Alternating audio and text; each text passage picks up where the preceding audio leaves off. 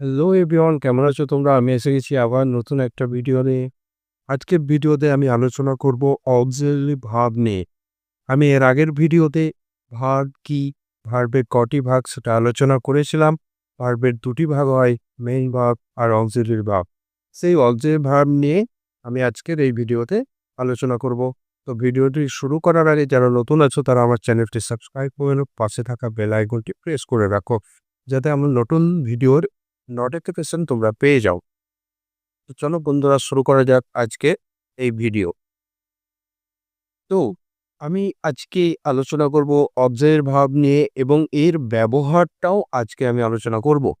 Auxiliary verb হচ্ছে এই ভার্বগুলো। Auxiliary verb হচ্ছে দুই প্রকার, একটা প্রাইমারি আর একটা মডেল।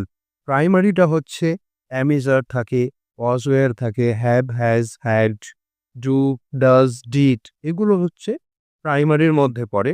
আর মডেলগুলো হচ্ছে shall, will, can, could, should, would, হ্যাঁ, must, may, এগুলো হচ্ছে তোমার মডেল।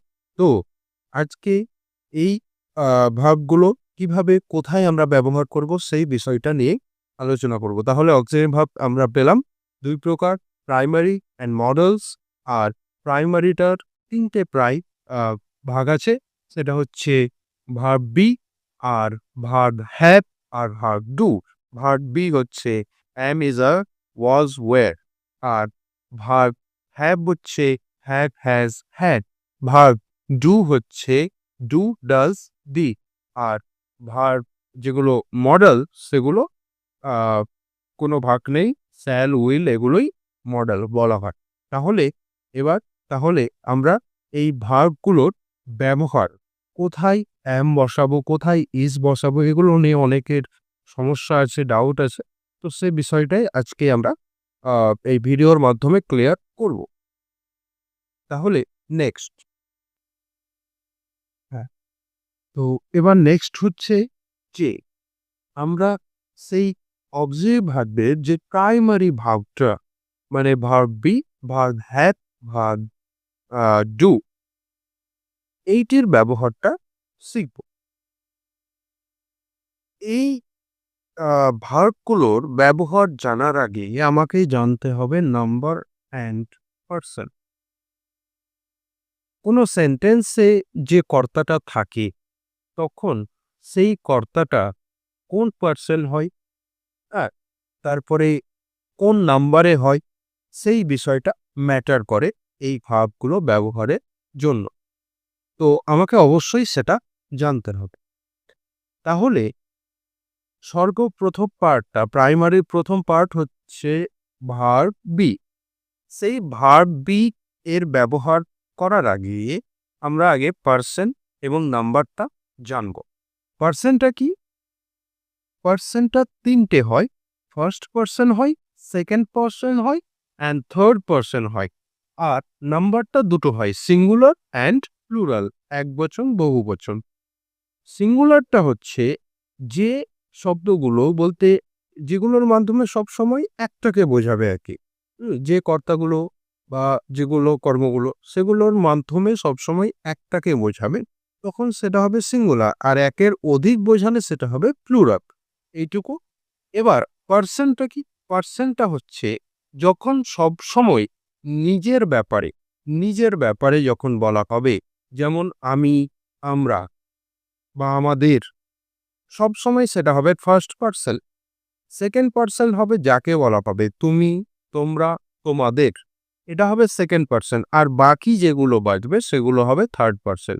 আমি, আমরা, আমাদের, মানে সবসময় নিজের ব্যাপারে যখন যখন নিজের কথা উঠবে, আমি, আমরা, আমাদের, তখন সেটা হবে ফার্স্ট পার্সন।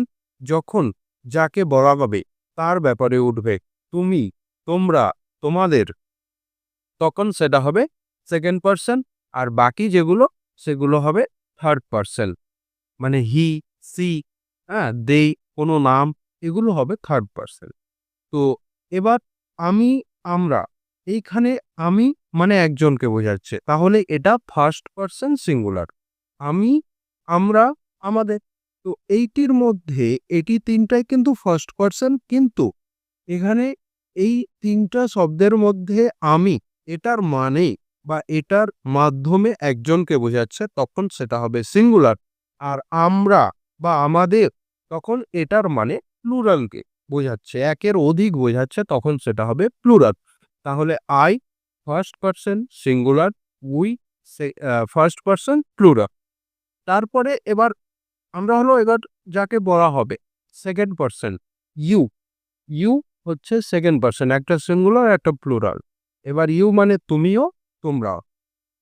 তারপরে হচ্ছে থার্ড পারসন। থার্ড পারসনের মধ্যে হি, সি, ইট, অ্যাট কোনো নাম বা বয়, ঠিক আছে? শুধু বয়, তখন এগুলো হবে সিঙ্গুলার।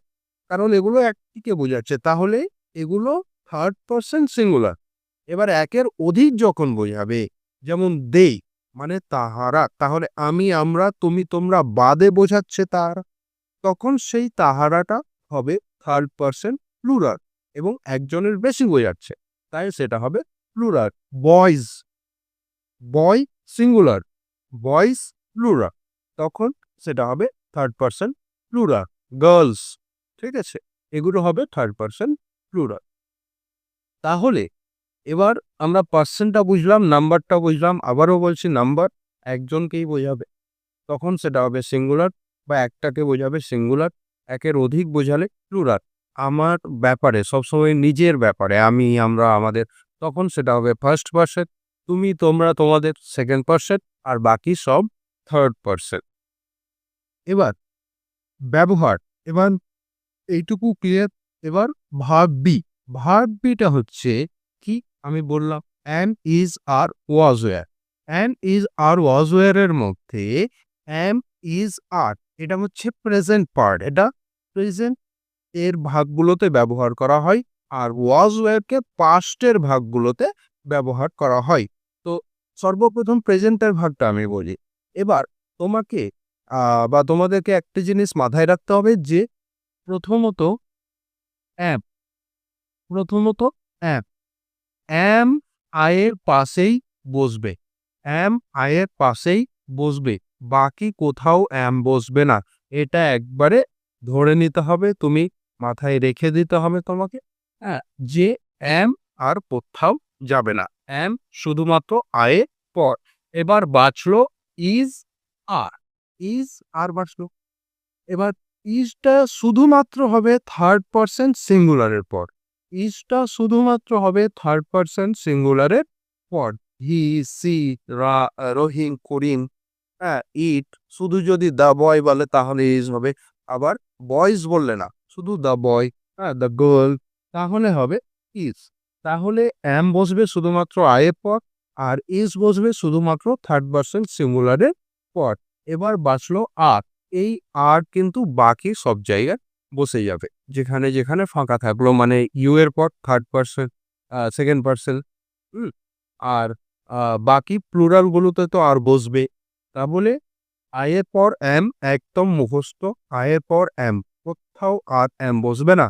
আর থার্ড পারসন সিঙ্গুলারের পর শুধু ইজ, আর বাকি সব জায়গায় আর। এইভাবে আমাদেরকে অ্যামিজারের ব্যবহার করতে হয়। এবার নেক্সট হচ্ছে পাস্ট পার্টটা, যেটা ওয়াজ আর ওয়্যার। এই ওয়াজ ওয়্যারের মধ্যে ওয়াজটা আমরা ব্যবহার করব শুধুমাত্র আয়ের পর। এই ওয়াজ ওয়্যারের মধ্যে আমরা ওয়াজটাকে ব্যবহার করব শুধুমাত্র আয়ের পর আর থার্ড পারসন সিঙ্গুলারের পর। এই ওয়াজ ওয়্যারের মধ্যে ওয়াজটাকে আমরা শুধুমাত্র আয়ের পর এবং থার্ড পারসন সিঙ্গুলারের পর ওয়াজটাকে ব্যবহার করব। বাকি সব জায়গায় ওয়্যার বসবে, বাকি সব জায়গায় ওয়্যার বসবে,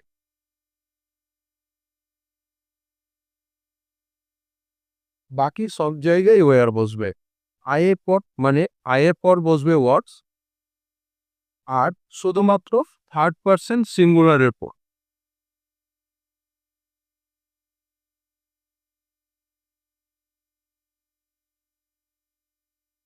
আয়ের পর ওয়াজ, আর শুধুমাত্র থার্ড পারসন আই, আর থার্ড পারসন সিঙ্গুলারের পর ওয়াজ, বাকি সব জায়গায় ওয়্যার, বাকি সব জায়গায় ওয়্যার।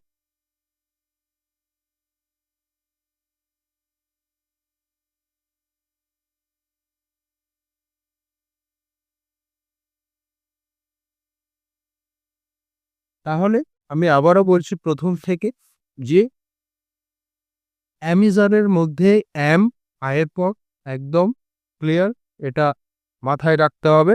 তারপর